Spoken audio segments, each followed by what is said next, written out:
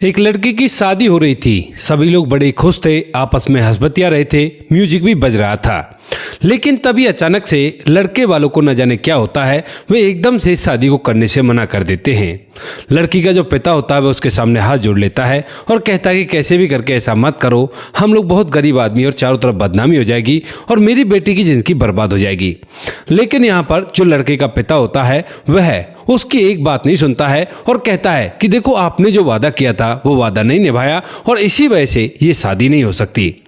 ऐसा कहकर जो लड़के का पिता होता है वह बारात को लेकर वापस चला जाता है। लेकिन उसके 5 साल बाद कुछ ऐसा होता है कि यही लड़का जो यहाँ से बारात को लेकर वापस गया था, क्योंकि यह दरोगा बन चुका था और इसने दहेज की मांग ज़्यादा की थी, उसके बाद ये 5 साल बाद दोबारा से इसी घर पर आता है और यहाँ पर उनकी बेटी से शादी करने के लिए गिड़गिड़ाने लगता है।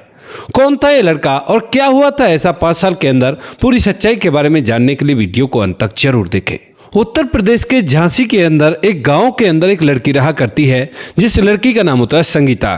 संगीता की जो कि देखने में काफ़ी ज़्यादा खूबसूरत है और जवान भी हो चुकी है, लेकिन उसके पिता के पास ज़्यादा रुपये पैसा नहीं है। वो लोग मिडिल क्लास फैमिली से बिलोंग किया करते हैं और इसी तरह से जब संगीता जवान हो जाती है तो उसके पिता एक ऐसा ही परिवार अपनी बेटी की शादी के लिए ढूंढने लगते हैं। ढूंढने से उन्हें एक लड़का मिल भी जाता है जिसका भी मिडिल क्लास फैमिली थी और उसके माता पिता जो थे वह भी काफ़ी अच्छे बताए जा रहे थे। इसके बाद जो पिता होता है संगीता का, वह उस लड़के को देखता है जिसका नाम अजय होता है। अजय जो कि काफ़ी ज़्यादा पढ़ा लिखा है और परिवार भी उनके जैसा ही है। तो यहाँ पर जो अजय के माता पिता होते हैं वो कहते हैं कि देखिए, हमारा बेटा पढ़ा लिखा भी काफ़ी ज़्यादा है और साथ में जो बेटा है उसने कई सारे नौकरियों के फार्म भर रखे हैं और हो सकता है फ्यूचर में ये किसी सरकारी नौकरी में भी लग जाए। तो यहाँ पर संगीता के पिता को ये रिश्ता बड़ा ही अच्छा लगता है और वह अपनी बेटी के लिए इस लड़के को पसंद कर लेता है। दोनों तरफ से बातचीत हो जाती है, जो कुछ भी सामान तय होना था कि भाई ये शादी में मिलेगा, ये देना होगा, वो सारी बातें तय हो जाती हैं। लेकिन उसके बाद जब धीरे धीरे शादी का समय आता है तो शादी के दिन से लगभग 2 दिन पहले जो लड़का अजय होता है उसकी सरकारी नौकरी लग जाती है और वह दरोगा बन जाता है। यानी कि उसे पता चल गया था कि अब वह दरोगा बन जाएगा और कुछ ही दिनों बाद उसे ट्रेनिंग के लिए जाना है। इस बात को सुनकर यहाँ पर जो अजय होता है वह तो बड़ा खुश होता ही होता है, लेकिन साथ में उसके माता पिता भी खुश होते हैं। तभी जो उनका चाचा होता है अजय का, वह उसके माता पिता के पास आता है ये खबर सुनकर कि लड़का दरोगा बन गया है और उसके बाद उसे कहने लगता है कि अगर दरोगा बन गया है तो तुम ऐसा करो, अब बच्चे की शादी मत करो, हम लोग इसकी कई और शादी करा देते हैं और वहां पर शादी होगी तो ढेर सारा दहेज भी मिलेगा। इस बात को सुनकर जो अजय होता है वह तो एक बार तो मना करता है, कहता है कि नहीं माँ बाबू जी ऐसा मत करो, हो सकता है उसी के भाग्य से मुझे नौकरी मिली हो। लेकिन तभी यहाँ पर जो पिता होते हैं उनके मन में इस बात को सुनकर लालच घर कर जाता है। वह थोड़ी देर तक तो सभी की बातें सुनते रहते हैं कि कोई क्या कह रहा क्या नहीं कह रहा, लेकिन उसके बाद एकदम से खड़ा होकर कहने लगते हैं कि हाँ सही कह रहा है, हम लोग ये शादी तोड़ देते हैं। अब इस बात को सुनकर जब वह शादी तोड़ने की बात करते हैं तो उसके बाद यहाँ पर जो अजय होता है वह कहने लगता है कि अगर ऐसी बात है तो एक बार उन लोगों से बात कर लो, शायद हो सकता है वो आपकी दहेज की मांग को पूरा कर दे, तो उसके बाद तो कोई भी दिक्कत नहीं होगी। क्योंकि अजय को कहीं ना कहीं ये लग रहा था कि ये लड़की ठीक है और इसी वजह से वो ये सब बातें बोल रहा था। उसके बाद जो अजय का पिता होता है वह भी यही सोचता है और कहता है कि हाँ बात तो सही कह रहा है, क्योंकि शादी तोड़ेंगे तो बाद में ये किसी कोई ना कोई तो इस बात को कहेगा कि बेटा दरोगा बन गया, इस वजह से शादी तोड़ दी ताकि अच्छा खासा दहेज मिल सके, तो उन्हीं से बात कर लेते हैं। इसी बात को सोचकर मीडिएटर को बुलाया जाता है और उसे सारी बात समझाई जाती है। कही जाती है कि देखो भाई, अब लड़का नौकरी लग गया है तो उसके बाद हम लोग शादी नहीं करना चाहते। इस बात को सुनकर मीडिएटर भी पूरी तरह से हैरान हो जाता है और कहने लगता है कि ये बात तो पहले तय हुई थी ना कि बच्चा शादी के बाद भी नौकरी लग सकता है, अब वो सगाई के बाद लग गया तो इसमें गलती क्या है और आपको शादी तो करनी होगी। यहाँ पर वो लोग साफ साफ इनकार कर देते, कहते कि नहीं भाई हम शादी नहीं कर सकते और अगर शादी करनी है तो हमें अच्छा खासा दहेज चाहिए। उसके बाद जो मीडिएटर होता है वह काफ़ी सारा उसे समझाने की कोशिश करता है अजय के पिता को, लेकिन वह समझने के लिए तैयार नहीं होता और ये फाइनल फैसला दे देता है। कहता है कि देखो ज़्यादा कुछ तो नहीं, दहेज में एक गाड़ी और 5 लाख रुपए कैश तो हमें चाहिए होंगे ताकि चारों तरफ लोग बातें ना बना सके, क्योंकि मेरे छोटे भाई ने मुझसे कह दिया है कि इतना तो दहेज मिल ही जाएगा, तो इसी वजह से ये बात आपको पूरी करानी होगी। इस बात को सुनकर जो मीडिएटर होता है वह संगीता के पिता के पास जाता है और उसे ये सारी बात बताता है। अब चूंकि शादी को 2 दिन ही बाकी थे तो इस बात को देखकर संगीता का पिता पूरी तरह से डर जाता है और कहता है कि भाई ये क्या बात कह रहे हो, अब इतनी जल्दी इतने सारे रुपयों का इंतजाम कैसे करूंगा, क्योंकि संगीता के पिता ने एक बाइक भी ले आया था जो अपनी बेटी को देने वाला था और जितना भी उसके पास रुपया पैसा था जो भी वो इधर उधर से कर सकता था वो सारे पैसे का इंतजाम कर लिया था। इस बात को देखकर मीडिएटर होता है वो कहता है कि भाई देखो मैंने तो काफी समझा कर देख लिया, लेकिन वो मानने के लिए तैयार नहीं है और कह रहे हैं कि अगर इतना सारा कुछ नहीं हुआ तो हम लोग बारात ही नहीं लेकर आएंगे। इसके बाद जो संगीता का पिता होता है वह अपनी रिश्तेदारी में ये बात बताता है और यहाँ पर संगीता की जो माँ होती है वह भी अपनी रिश्तेदारी में ये बात बताती है। तो धीरे धीरे ये बात संगीता के मामा तक पहुंच जाती है जिसका अभी अभी एक जमीन का सौदा हुआ है और उसके पास इतने पैसे हैं कि जिन पैसों से गाड़ी भी दी जा सकती है और 5 लाख रुपए कैश भी दिए जा सकते हैं। तो इसी वजह से जो संगीता का मामा होता है वो हामी भरता है, कहता है कि कोई बात नहीं, आप लोग कह दो कि हम लोग दे देंगे और बारात को आने दो, मैं हूं ना, सब कुछ ठीक कर दूंगा। उसके बाद जो संगीता का पिता होता है वह मीडिएटर से कह देता है और मीडिएटर भी कह देता है कि ठीक है, आप लोगों की मुराद वो पूरी कर देंगे और आप लोग बारात लेकर चलो। लेकिन तभी किस्मत को कुछ और मंजूर था। जैसे यहाँ पर ये बातें कंप्लीट होती हैं उसी दौरान जो संगीता का मामा होता है उसके परिवार में से किसी व्यक्ति का एक्सीडेंट हो जाता है और एक्सीडेंट के बाद उसे एक प्राइवेट हॉस्पिटल में भर्ती कराया जाता है। वह वहां से सीधा वेंटिलेटर पर चला गया था और उसका एक बहुत ही बड़ा ऑपरेशन होना था क्योंकि सिर में काफी गहरी चोट आई थी और ऑपरेशन भी अर्जेंट में होना था। इसी वजह से जो संगीता के मामा के पास पैसे होते हैं उन पैसों में से लगभग 5 लाख रुपए वो वहां पर कर देता है और गाड़ी के पैसे उसके पास बच गए थे। अब वो पैसे वहां पर लगा दिए थे और अगले दिन उस लड़की की शादी होनी थी। अब गाड़ी के पैसे तो वो उनके पास भेज देता है लेकिन 5 लाख रुपए उनके पास नहीं थे। गाड़ी खरीदने का तो टाइम ही नहीं था क्योंकि शादी नजदीक आ रही थी। वहां पर जो संगीता का पिता होता है वो कहने लगता है कि और पैसे, तो वो कहता है कि देखो 5 लाख रुपए इस तरह से मैंने अपने परिवार में दे दिए हैं, लेकिन जैसे इस बच्चे की हालत ठीक हो जाती है तो उसके बाद वो पैसे मुझे वापस मिल जाएंगे और फिर मैं उन लोगों को दे दूंगा। ये बातें यहां पर तय हो गई थी और उसके बाद बारात भी आ जाती है। धूमधाम रीति रिवाज से बारात आती है और बारात आने के बाद विवाह का कार्य आगे की तरफ बढ़ने लगता है। धीरे धीरे बात फेरों तक आ जाती है, लेकिन जैसे ही यहाँ पर दूल्हे का जो पिता होता है वह लड़की के पिता से बात करता है तो उसके बाद वह बताता है कि देखो गाड़ी के पैसे तो हैं हमारे पास, लेकिन जो 5 लाख रुपए आप ऊपर से मांग रहे थे और उनकी बात हमने की थी वो अभी नहीं है, कुछ दिनों बाद वो मिल जाएंगे क्योंकि इस तरह से एक हादसा हो गया था और उसमें वो पैसे लग गए। अब इस बात को सुनकर जो अजय का पिता होता है वह एकदम से भड़क जाता है और उसे वहीं पर खड़ी खोटी सुनाने लगता है। कहता है कि इनसे क्या होगा, 5 लाख रुपए तो चाहिए होंगे और जब तक वो पैसे नहीं आएंगे तब तक मेरा बेटा फिर अपन नहीं बैठेगा। इस बात को सुनते ही यहाँ पर जो संगीता का पिता होता है वह उसके पैरों को पकड़ लेता है और कहता है कि ऐसा मत करो, चारों तरफ मेरी बदनामी हो जाएगी। लेकिन वो उसकी एक नहीं सुनता है और वहां से बारात वापस ले जाने लगता है। वह बारात वहां से वापस ले जाता है। इधर जो संगीता होती है जब उसे पता चलता है कि बारात वापस लौट चुकी है तो उसे भी इस बात का दुख होता है और गांव में चारों तरफ ये बात फैल जाती है कि फलाने की बेटी की तो बारात वापस चली गई। बारात तो वापस चली जाती है लेकिन संगीता की जिंदगी बद से बदतर हो गई थी। जो लड़की हमेशा खुशमिजाज रहा करती थी उसके चेहरे पर एक अजीब सी उदासी रहा करती है और कोई भी रिश्ता अब उसके लिए नहीं आया करता है। जो भी कोई सुना करता कि उसकी पहली बारात वापस चली गई थी तो वो लोगों को बताते भी हैं कि दहेज की वजह से सब कुछ हुआ था, उन लोगों ने ऐसे ऐसे कर दिया था, लड़का दरोगा बन गया था। तो यहाँ पर वो लोग विश्वास नहीं करते हैं और उसके बाद उसके लिए कोई भी रिश्ता नहीं आता है। धीरे धीरे इन बातों को लगभग 5 साल बीत जाते हैं और 5 साल के अंदर जो संगीता थी वह फैसला कर चुकी थी कि पिताजी अब मैं शादी ही नहीं करूंगी और मैं तो इसी तरह से अपने जीवन को व्यतीत कर लूंगी, शायद मेरे भाग्य में शादी के बारे में लिखा ही नहीं है।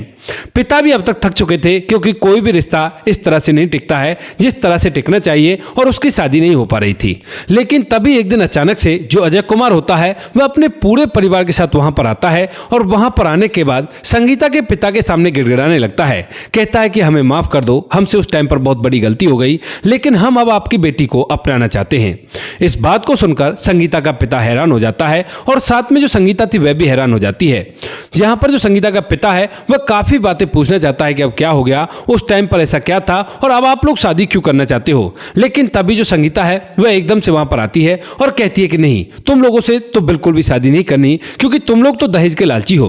उसके बाद जो अजय होता है वो कहता है कि हमें कुछ भी दहेज में नहीं चाहिए और ना ही हम लोग बारात लेकर आएंगे। अगर तुम चाहो तो अभी के अभी मेरे साथ चलो, मैं तुमसे यहीं पर शादी कर लूंगा किसी मंदिर में जाकर और कोई भी दिक्कत नहीं होगी। ये बातें सुनकर संगीता भी हैरान हो जाती है और कहने लगती है कि क्यों, अब ऐसा क्या हो गया, 5 साल में ऐसा क्या हो गया जो तुम मुझसे इस तरह से शादी करना चाहते हो। उसके बाद जो अजय होता है वह पूरी कहानी संगीता और संगीता के पिता के सामने सुनाता है, जिसे सुनने के बाद वो लोग भी कहते हैं कि सही किया ऊपर वाले ने जो कुछ भी किया है। दरअसल अजय बताता है कि जब तुमसे मेरी शादी टूट गई थी तो उसके बाद मैं ट्रेनिंग पर चला जाता हूं और फिर मेरी एक जगह पर पोस्टिंग हो जाती है शहर के अंदर। वहां पर जाने के बाद एक लड़की से मेरी मुलाकात होती है, क्योंकि मैं जिम जाया करता था और जिम के अंदर ही एक अंजलि नाम की लड़की भी आया करती थी। वहीं से उससे मुलाकात हो जाती है और मुलाकात के दौरान मुझे उसका नेचर बड़ा ही अच्छा लगता है। अब अंजलि चूंकि एक बहुत बड़े जिम में जाया करती थी तो उसके पास मुझे देखने से लग रहा था कि काफी रुपया पैसा है और इसी वजह से मेरे और उसके बीच में काफी नजदीकियां बढ़ जाती हैं। जब ये नजदीकियां काफी ज्यादा बढ़ जाती हैं तो हम दोनों एक दूसरे से मिलते भी हैं, लेकिन मिलने के बाद जब वो मुझसे शादी के लिए कहती है कि मुझसे शादी कर लो तो यहां पर मैं अपने घर वालों से बात करता हूं। लेकिन घर वाले तो इस बात को सुनकर एकदम से हैरान हो जाते हैं और कहने लगते हैं कि अगर शादी करनी है तो दहेज तो देना पड़ेगा और दहेज तो होना ही चाहिए, वरना लोग तरह तरह की बातें बनाएंगे कि देखो वहां से भी शादी तोड़ दी और यहां पर भी इस लड़की से कुछ भी दहेज नहीं लिया गया। उसके बाद जो अजय के पिता होते हैं वह संगीता के घर वालों से बात करते हैं, लेकिन संगीता के घर वाले साफ साफ बोल देते हैं कि देखो हमारे पास देने के लिए कुछ भी नहीं है, अगर आपको शादी करनी है तो ठीक है, अगर नहीं करनी तो कोई बात नहीं है। इस बात को सुनकर यहां पर जो अजय के पिता होते हैं वह साफ साफ मना कर देते और कहते कि नहीं, इस तरह से आपकी बेटी से शादी हमारा बेटा नहीं कर सकता और आप लोग अपनी बेटी की शादी कहीं और कर दो और हम अपने बेटे के लिए कोई और रिश्ता ढूंढ लेंगे। लेकिन जैसे ही यह बात अंजलि को पता चलती है तो अंजलि को इस बात पर बड़ा ही गुस्सा आता है और वह अजय से कहने लगती है कि देखो ये बहुत गलत है और ऐसा मत करो। लेकिन जो अजय होता है वह इस बात को नहीं मानता है और कहता है कि देखो जहां पर मेरे माता पिता कह देंगे वहीं पर मैं शादी करूंगा और बिल्कुल से तुम इस बात के बारे में मुझे कुछ भी ज्ञान देना उचित मत समझो। उसके बाद जो अंजलि होती है वो कहने लगती है कि ठीक है कोई बात नहीं, जो होगा सो देखा जाएगा, बाद में कुछ भी होता है तो मुझसे मत बोलना। ऐसा कहकर संगीता उस कॉफी कैफे से चली जाती है जहां पर वो दोनों मीटिंग कर रहे थे और उसके बाद वहां से सीधा एक पुलिस स्टेशन में जाकर अजय के खिलाफ एक मुकदमा दर्ज करवा देती है। हालांकि पुलिस वाले स्टार्टिंग में भाई बंधु दिखा रहे थे, वो इस मुकदमे को नहीं ले रहे थे, लेकिन अंजलि का एक जानने वाला वकील होता है जो कि उसका गहरा मित्र था, बेस्ट फ्रेंड, और उसे लाकर वो मुकदमा दर्ज करवा देती है। अब जैसे मुकदमा दर्ज होता है तो यहां पर यह बात अजय को भी पता चलती है और अजय जब इस बात को देखता है तो उसके बाद संगीता को धमकाने के लिए उसके घर पर चला जाता है। कहता है कि क्या कर लोगी तुम इस छोटे से मुकदमे से, मेरा कुछ भी नहीं बिगड़ने वाला और तुमको मैं देख लूंगा। यहां पर जो अंजलि होती है वह भी उसे धमकाने लगती है और यह धमकाने का माहौल कुछ इस तरह का होता है कि अजय उनके घर में तोड़फोड़ करने लगता है। जब अजय उनके घर में तोड़फोड़ करता है तो उसके बाद जो अंजलि होती है वो एकदम से उसे प्यार से बात करती है और कहती है कि कोई बात नहीं, ठीक है, अगर ये बात है तो मैं मुकदमा वापस ले लूंगी, लेकिन क्या आखिरी बार हम दोनों एक साथ मिल सकते हैं। घर पर इस टाइम पर कोई भी नहीं था और घर के अंदर अंजलि अकेली थी। उसके बाद वो उसे कमरे के अंदर ले जाती है और कमरे का दरवाजा काफी देर के लिए बंद होता है।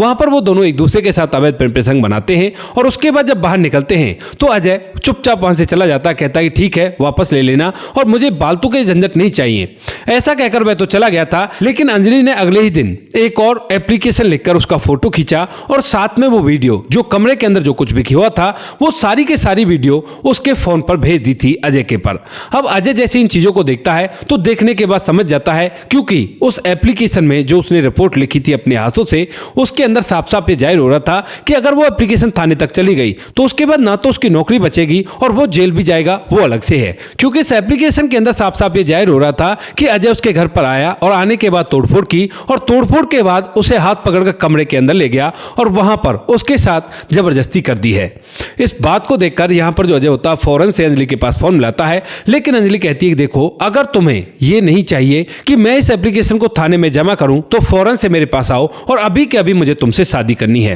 अजय ज्यादा कुछ सोच नहीं पाता है और फौरन से अंजलि के पास पहुंच जाता है और वहां पर एक मंदिर में उसी वकील दोस्त के सामने ही उन दोनों की शादी हो जाती है। वह पूरा वीडियो फुटेज इसका बनाता है और शादी होने के बाद जो अंजलि होती है वह उसके साथ उसके घर चली जाती है। अब जैसे अजय के माता पिता अंजलि को यहां पर देखते हैं तो बड़े हैरान हो जाते हैं, लेकिन जो अजय होता है वो उन्हें पूरी बात बता देता है। इसके बाद वो लोग कहते हैं कि ठीक है कोई बात नहीं, रहेगी तो घर में ही, इसको भी देख लेंगे।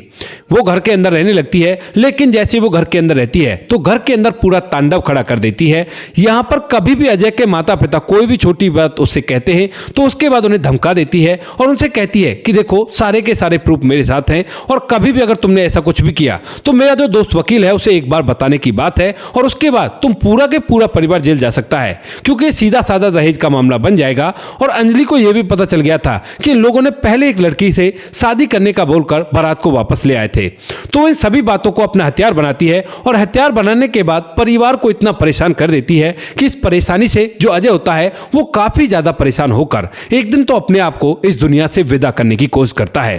अब जब अजय को घर वाले ऐसी मुसीबत में देखते हैं तो उसके बाद उसे समझाने लगते हैं, कहते हैं बेटा क्या हुआ, क्यों परेशान हो रहा है। तो यहाँ पर अजय फूट फूट कर रोने लगता है और कहता है कि मेरी गलती की सजा मुझे मिल रही है, हम लोगों ने जो पाप किया था वही मुझे भुगतने को मिल रहा है। माता पिता भी काफी ज्यादा परेशान थे और वो भी फूट फूट कर रोने लगते हैं।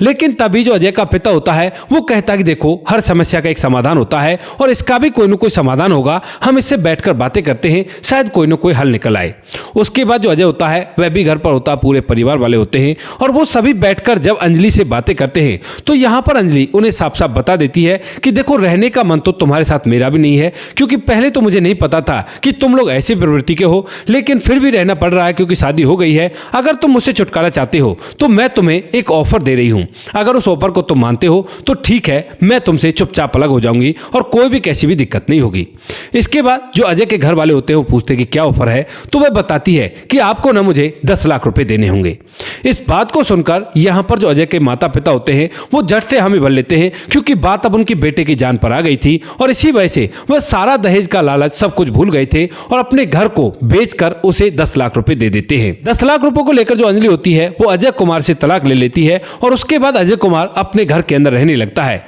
लेकिन तभी यहाँ पर अजय कुमार को कहीं से पता चल जाता है कि जिस संगीता से उसकी पहले शादी होने वाली थी वो अभी तक घर पर ऐसे ही बैठी हुई है और उसके बाद वह अपने माता पिता को लेकर सीधा वहां से वहां पर चला जाता है, क्योंकि अब तक माता पिता को भी अकल आ गई थी कि ये सब कुछ दहेज के चक्कर में हुआ है और उसी वजह से हमारे बेटे को ये सब कुछ झेलना पड़ा है। वो लोग वहां से सीधा संगीता के घर जाते हैं और अब तक इन बातों को 5 साल हो गए थे। वहां पर आकर ये पूरी कहानी जो अजय होता है संगीता और उसके पिता को सुनाता है।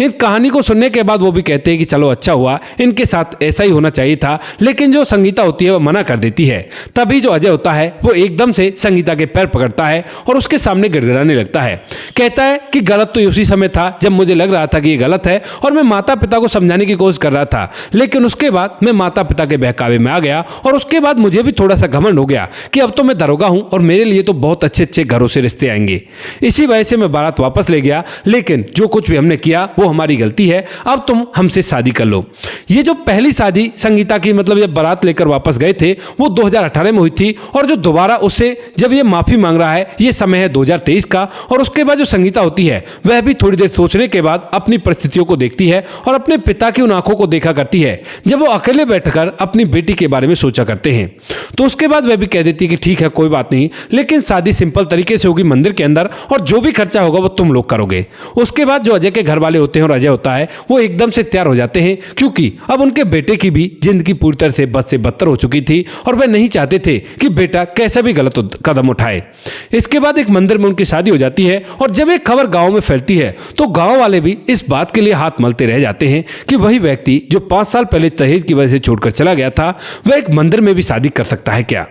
तो दोस्तों ये थी आज की कहानी। आपको जैसी भी लगी हो कमेंट सेक्शन में बता देना। वीडियो अगर अच्छी लगी तो वीडियो को लाइक और चैनल को सब्सक्राइब जरूर करें ताकि हमें थोड़ा सा हौसला मिल सके आप लोगों के लिए ऐसी अच्छी वीडियो बनाने के लिए।